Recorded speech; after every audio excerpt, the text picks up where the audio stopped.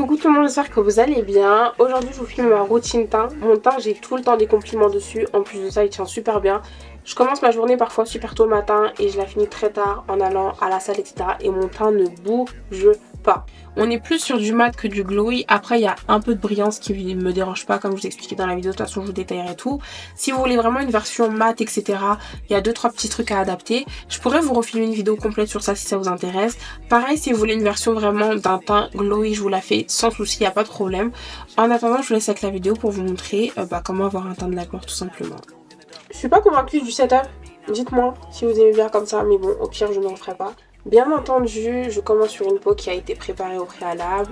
J'ai fait toute ma skincare, etc. Et la skincare, je la prends en compte un peu dans la base. On va dire la base pour moi, c'est en deux parties. Parce que même si vous avez une très bonne base, si votre skincare, elle vous correspond pas, votre peau en dessous, elle va mal réagir au maquillage. Bref, ça va être horrible. Donc vraiment, concentrez-vous aussi sur la partie skin prep. Si vous voulez une vidéo sur ça, je vous la ferai avec plaisir. Là, on rentre dans le vif du sujet. Je vais appliquer ma base. Donc, je vous montre 3 bases différentes. Celle que je vais utiliser aujourd'hui, c'est celle-ci. Mais vous avez également celle-ci de chez NYX qui est très bien. Celle-ci, à la base d'acide hyaluronique, elle va être hydratante. Donc, elle a un côté un peu repulpant. On a celle-ci qui, malheureusement, n'existe plus. Si jamais vous arrivez à vous la procurer, je vous la montre. Donc, c'est la Bear With Me de chez NYX également. À l'intérieur, vous avez un SPF 30, donc c'est pas mal.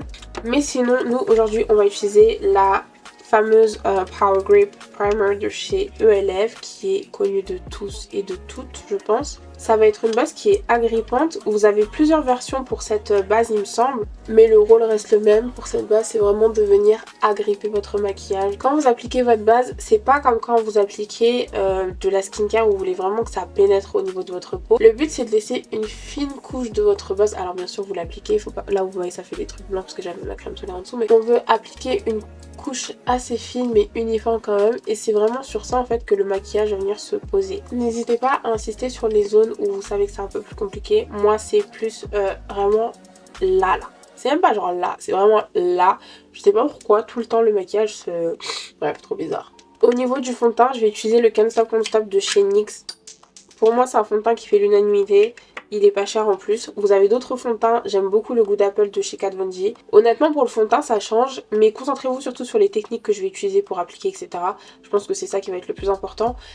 Enfin, je pense. Je sais que c'est ça qui va être le plus important parce qu'en soi, le fond de teint, peut-être que le Can't Stop vous convient pas, mais vous pouvez faire la même routine avec un fond de teint qui vous convient très bien.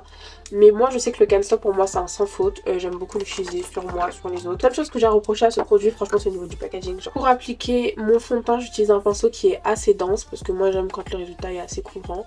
Forcément, le choix de vos pinceaux va impacter sur le type de maquillage que vous allez obtenir.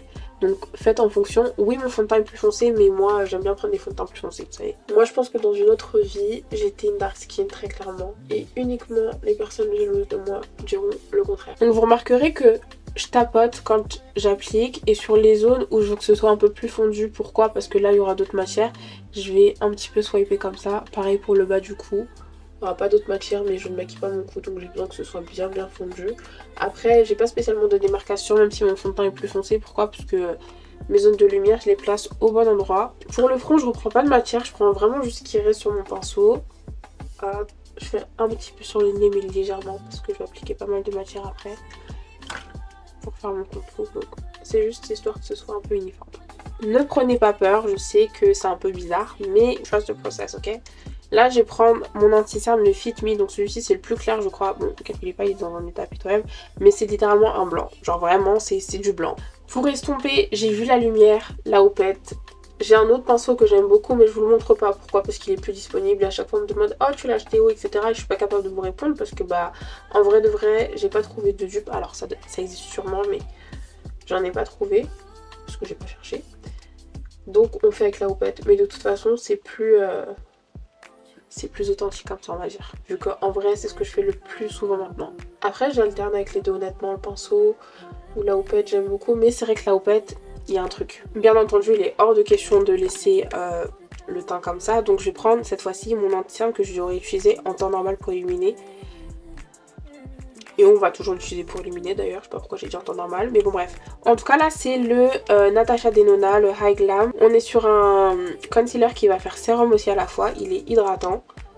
Moi j'ai une peau assez sèche, donc même si j'aime les maquillages mat, je vais quand même partir sur quelque chose d'un peu plus hydratant au niveau des formules. Honnêtement je peux utiliser du mat, mais c'est juste plus confortable pour moi d'utiliser des trucs qui sont hydratants.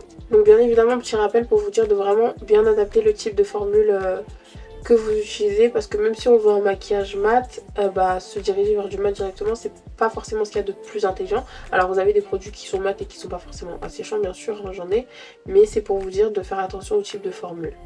Parce que ça va beaucoup jouer au niveau de l'application déjà, mais surtout de comment votre maquillage va vieillir dans la journée, et c'est super important. Vous voyez quand le maquillage il s'oxyde, enfin s'oxyde, non pas s'oxyder, mais que le maquillage il marine un peu, voilà, il marine dans le temps. Plus ton maquillage normalement il marine, plus ton maquillage rend bien. Si tu vois que ton maquillage au cours de la journée c'est un petit peu mélangé, ma chérie, change de produit. N'oublie pas d'utiliser des produits qui fonctionnent tous très bien entre eux. Et ça en vrai de vrai, pour savoir ce qui fonctionne plus ou moins ensemble ou pas, faut tester. Il n'y a pas 15 000 façons de faire. Tu testes. Pour moi la meilleure façon de tester un produit, c'est quand tu vas à la salle de sport. Parce que moi du coup je vais beaucoup à la salle de sport. Et quand je vais à la salle de sport, si je veux tester un produit, c'est là je le mets et je vois comment le produit tient. Parce que ma routine, je vous l'ai dit, quand je vais au sport, quand j'ai fait ma journée et que après ça je dois aller au sport, mon maquillage il tient, d'accord? Mon maquillage tient. Donc si je vois que ça tient pas, c'est que le produit...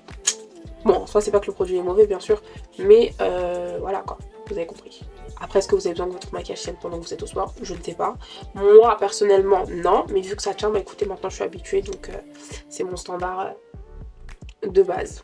Et donc là je fais mes autres zones de lumière, donc à savoir au-dessus de la bouche, le menton. Donc sur ces zones là j'ai pas mis le blanc parce que j'ai pas besoin que ce soit aussi éclairé que le dessous des yeux, pour des raisons évidentes.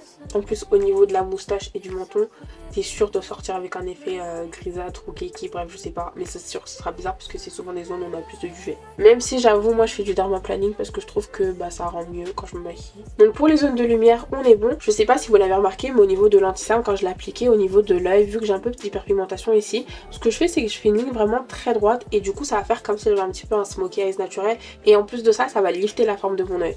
So that's what we want, et c'est ce qu'on veut garder naturellement. Vraiment le but du maquillage, même si vous vous maquillez beaucoup comme moi, c'est quand même que ça embellisse ce que vous avez déjà naturellement. Donc plutôt que de lutter contre mon hyperpigmentation, ici je m'en sers à mon avantage.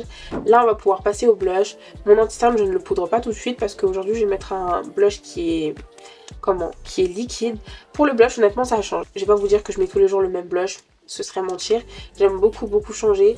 On va en mettre deux aujourd'hui parce qu'il y a un autre blush que j'aime beaucoup, donc c'est celui de chez House Lab, la marque de Lady Gaga, c'est le Dragon Fruit Days et il est incroyable. Genre c'est un rose, mais un rose froid, et je trouve que les roses froids c'est dur à faire, surtout pour les peaux noires parce que ça ressort souvent un peu bleu bizarre, et lui genre c'est pas le cas et il est incroyable, c'est une pépite, je vous le conseille. Alors il coûte cher, c'est vrai, vous pouvez trouver moins cher dans ce type de couleur là, mais en tout cas moi j'ai adoré celui-ci. Si vous avez des dupes, n'hésitez pas à le mettre dans les commentaires si ça fait d'autres filles. Donc je disais, on va passer à notre blush du coup de chez ELF. Je le mets sur ma main d'abord et je viens prendre mon pinceau fond de teint, ça fonctionne très bien. Je vais comme tapoter la matière comme ça pour vraiment bien la répartir au niveau de mon pinceau pour pas avoir une grosse tache, et je vais l'appliquer tac sur le dessus des joues. Genre littéralement là où j'ai fait mon espèce de trait pour lifter mon œil, enfin vous avez compris. L'avantage de ces blushs là, si vous avez du mal à appliquer les blush crème en règle générale parce que vous trouvez que ça sèche trop vite, comme par exemple ceux de chez Rare Beauty, vous pouvez vraiment les travailler autant que vous voulez parce que le produit en fait ne va pas sécher. Si vous aimez les côtés un petit peu glowy, quelque chose un peu dewy, etc., vous allez adorer ce produit parce que vous voyez il laisse un fini quand même assez glowy, tout simplement du temps. Et regardez juste le fini que ça fait, c'est incroyable. Enfin, moi j'aime beaucoup ces blushs, même si on part sur du mat, je trouve ça satisfaisant de, pendant que je me maquille, d'avoir ce côté un peu glowy, etc. Et des fois je laisse, genre je fais mat mais je laisse quand même un peu de glowy, bref vous avez compris. Peut-être qu'aujourd'hui on va laisser, hein.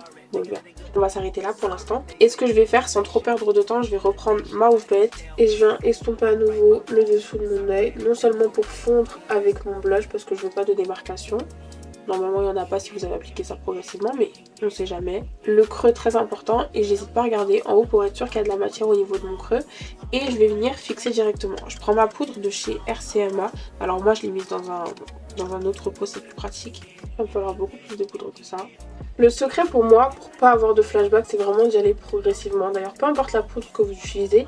Et surtout, ça ne sert à rien de mettre trop de matière parce que il y a une partie que vous allez enlever. Personnellement, dans mon cas, je fais pas de baking parce que j'ai une peau sèche et ça n'a pas grand intérêt. Mais honnêtement, je trouve qu'il y a tellement de façons d'avoir de la lumière au niveau du dessous de l'œil sans pour autant passer par du baking. Vous remarquez, je repasse sur mon blush, franchement, j'hésite pas.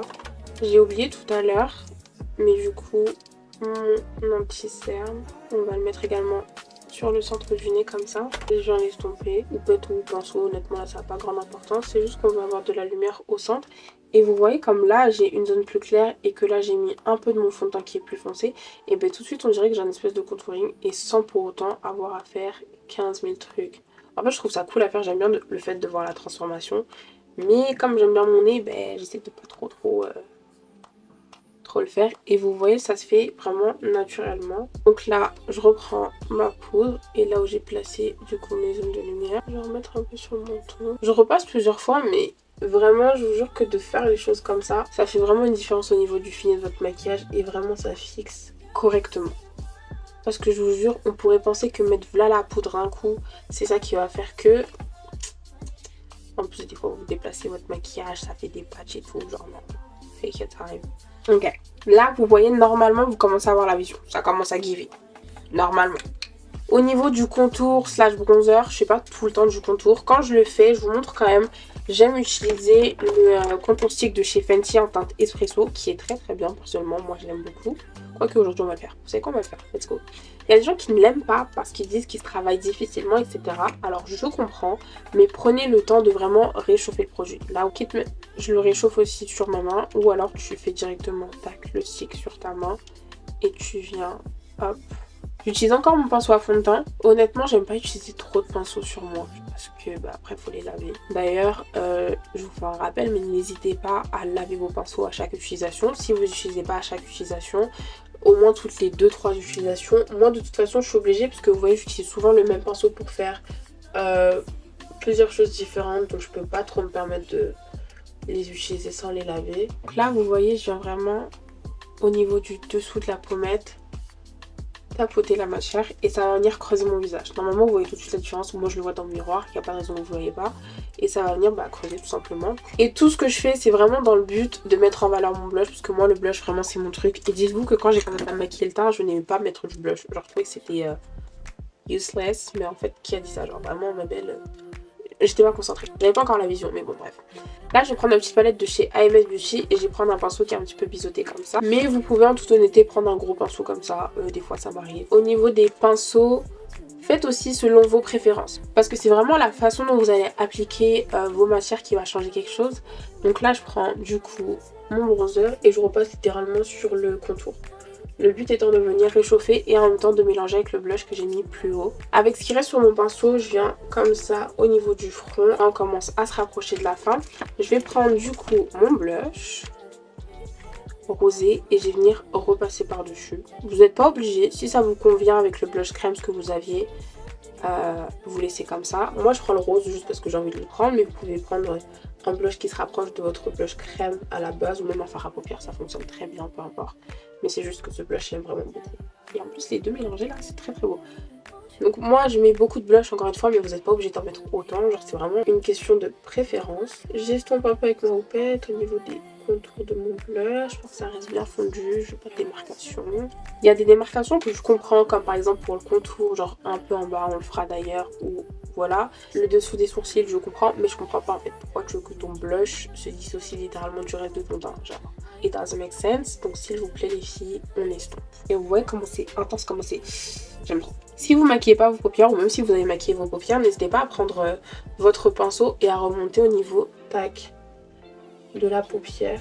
Des fois je le fais de façon très intense quand je maquille mes paupières et franchement c'est incroyable. Après on aime ou on n'aime pas, c'est autre chose, vous n'êtes pas obligé de le faire, mais quand on est à cette étape là, honnêtement des fois je m'arrête, mais des fois je veux plus de lumière au niveau du dessous des yeux. Pour ajouter cette lumière supplémentaire au niveau du dessous de l'œil, je vais prendre ma poudre de chez Fit Me. Des fois je le fais avec la poudre de chez NYX en teinte golden, ça fonctionne très bien. Vous pouvez le faire avec une poudre libre qui a un côté un petit peu plus jaune, plus blanchâtre, tout dépend de votre carnation. Je prends ma houppette, je tapote vraiment la matière sur ma main, histoire que ce soit bien réparti et pour pas que ça passe trop. Et je vais venir appliquer cette poudre en partant du coin. Genre vraiment, je fais même dans le coin interne, comme ça me fait un coin plus lumineux. Et c'est littéralement tout. Sinon ça va être compliqué à se fondre. Je prends l'autre côté de ma houppette où il n'y a pas de matière et je repasse par dessus pour vraiment presser la poudre au niveau de ce que j'ai déjà en dessous. Donc non seulement je vais quand même garder le côté plus clair, mais ce sera proche de ma couleur d'anti-cerne, etc. De tout ce que j'appliquais avant tout simplement. Après, à vous de doser, vous en mettez plus ou moins beaucoup, tout dépend. Là je vais prendre un peu de ma poudre translucide, pareil, je fais la même chose, j'enlève l'excédent et je vais venir cleaner au niveau de mon contour. Parce que moi pour le coup j'aime quand il y a cette démarcation. Je sais qu'il y a des gens qui n'aiment pas du tout, donc vous n'êtes pas obligés si vous n'aimez pas. Mais pour ce genre de choses franchement c'est une question de goût. Je sais qu'il y a des gens qui n'aiment pas, ça peut se comprendre, mais bon moi personnellement quand je fais ça give. Donc j'enlève tout de suite. Donc là j'ai un truc qui est assez marqué. Ne faites pas ça si vous avez beaucoup de duvet parce que ça va encore plus marquer votre peau de pêche. Donc faites attention. Vous voyez quand je vous dis vraiment d'adapter les techniques en fonction de votre peau, des caractéristiques de votre peau, etc. Là je le fais pour marquer mon contour et vraiment structurer mon visage. Mais s'il y a des petites zones où vous avez mis trop de blush ou quoi, bref, n'hésitez pas à le faire. Ça fonctionne très très bien pour venir un peu effacer et estomper davantage ce que vous avez pu faire comme bêtise. Là maintenant que j'ai fait ça, je prends mon pinceau avec lequel j'ai appliqué mon bronzer tout à l'heure et je viens légèrement passer sur cette trace parce que oui je veux que ce soit net, donc plus nettoyé, mais je veux pas non plus un truc genre un segment quoi. Vous voyez, on aime les trucs nets mais quand même plus... Bref, vous avez compris. Là pareil, sans reprendre de matière, je vais repasser sur les bords de mon nez, histoire de rajouter un peu de couleur et en même temps je swipe la poudre qu'il y a déjà. Là vous voyez, tout à l'heure j'ai massifié mais j'ai utilisé un produit qui a un côté assez glowy, qui est assez lumineux. Donc même si je poudre, ça va quand même revenir. Si vous voulez quelque chose de totalement mat, prenez un blush crème mais qui quand il sèche est totalement mat. Moi j'aime quand mon maquillage est mat quand je me maquille. Après si au cours de la journée ça brille légèrement, franchement ça ne me dérange pas du tout. Mais si vous avez vraiment besoin que ce soit mat, ben hop, vous prenez votre houppette et vous matifiez le tout. Mais je pense qu'on va laisser comme ça. La seule chose que je vais venir faire, comme je fais mes sourcils vraiment à part, je prends un petit pinceau fluffy comme ça, une goutte de bronzer, hop, et je remonte au niveau de l'arcade, juste ici, parce que je veux pas avoir une trop grosse différence. C'est vraiment juste pour fondre le tout. Voilà. Et quand je vous dis que votre teint va tenir, genre vraiment... De toute façon, je vous ai déjà posté sur TikTok des vidéos genre de mon maquillage après la journée, etc. Après le sport même dans mes stories. Donc d'ailleurs, raison de plus pour me suivre sur Insta en fait. Voilà, je vous montre. Mais voilà, j'ai fait une petite grande beauté. Là, on est bon. Bon, en tout cas maintenant, vous savez comment réaliser un teint qui tient. Un teint bien structuré avec des zones de lumière. Normalement, là, c'est sûr, vous avez un maquillage. Du coup, voilà. C'était tout pour moi, j'espère que vous avez tout bien compris, que la vidéo vous a plu. N'hésitez pas si vous voulez du coup que je vous refilme les deux autres versions, donc la même chose mais un petit peu glowy, mais également quelque chose de plus mat. J'ai juste rajouté mes faucils et fait mes lèvres hors caméra, mais sinon globalement, vraiment pour la base, ce qui concerne le teint, tout est dans la vidéo. Vous pouvez me suivre sur mes réseaux, n'hésitez pas. Et également vous abonner à ma chaîne. En attendant, moi je vous fais plein de bisous et je vous dis à la prochaine. Salut!